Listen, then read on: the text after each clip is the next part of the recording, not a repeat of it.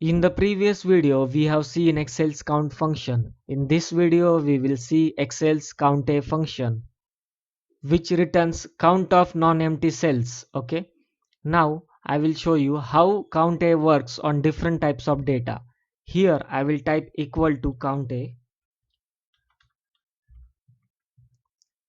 Select the cells. It has written 4. You will think that there are two empty cells, but actually one of the cell has a blank space. Okay. That's why it will not be considered as empty cell by this function. Now I will show you in this column.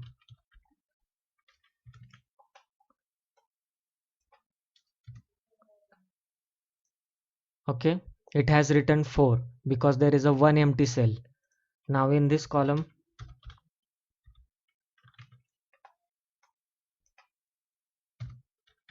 it has written 3.